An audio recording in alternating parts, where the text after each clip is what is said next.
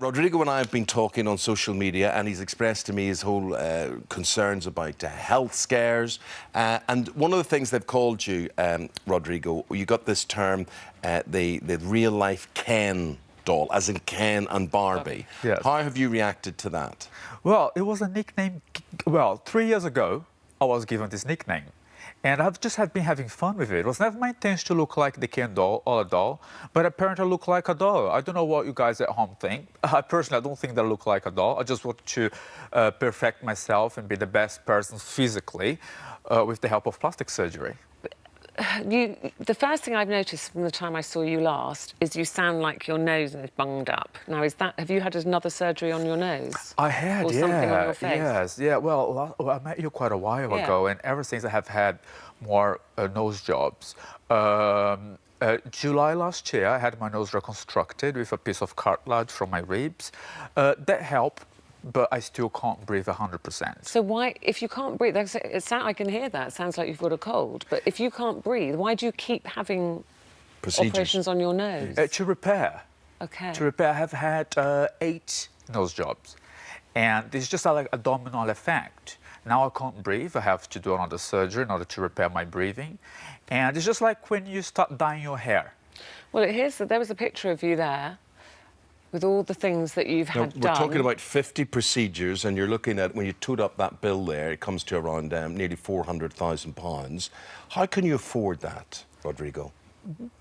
Well, I'm a very lucky and blessed. My grandparents left me with properties, and I have inherited quite a good asset, and that's from my main income comes from that.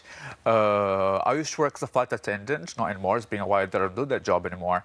And now I dedicate myself to a career in television. So I have 2 shows coming up, one here in the UK, another one in America. And I'm happy that today people are able to see the different side of my life that does not involve only plastic surgery. But that's what you are known for, and you've had a procedure just, what, a couple of weeks ago? What was the last thing you've had done? Yeah, initially I became known, well, I'm still known as, for my life story in plastic surgeries, but there's much more to me rather than just the surgeries, and you're going to be seeing that soon. What have you've had something a couple of weeks ago? I had a facelift. A facelift? So I had a full facelift, and I'm still recovering. Right now I'm very swollen. My face is very swollen right now. It's bruised. I have lots of makeup to cover the bruises. Yeah. But I had an eye lift, neck lift, and a full facelift. But Rodrigo, why?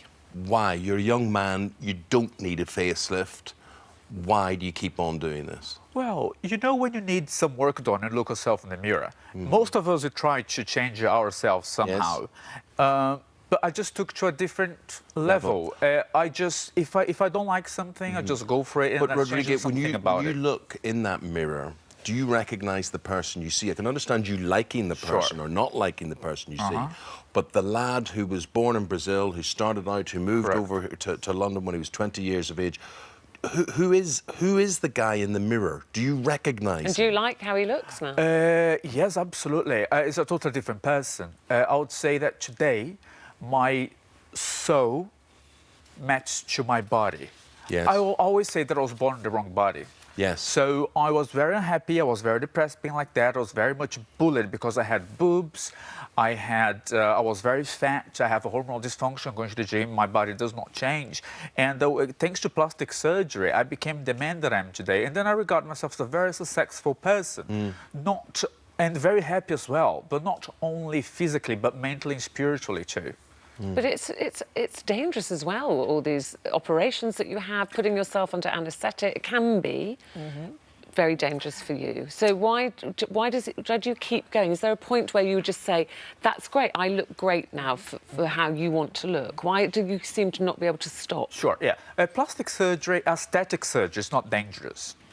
It can be risky, but not dangerous. All surgery has a risk, doesn't it? It is not. It is an elective procedure, right? Which is only done in healthy individuals.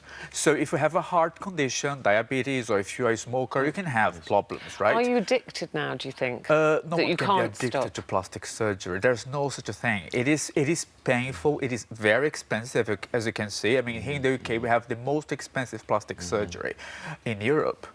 And you're hoping that the next transformation will be you as a personality, that people will see you in a different way. You hope that people Yes. will stop looking at your body the way you're looking at your body. But as long as you keep on having these procedures, that may not happen. It's a constant maintenance. It's like an MOT of a car. And my intention today, I spend hours on my social network replying to messages and email and trying to help people that are willing to have any surgery, any form of aesthetic procedure. I don't encourage people to do what I did. What I encourage people is to better themselves. Better themselves by going to the gym and also studying and to be the best they possibly be. Okay. Rodrigo, lovely talking to you, and I hope whatever your ultimate destination and dream is, you get there, my friend. Thank you very much. Thank you, Rodrigo. very Good much. to see you.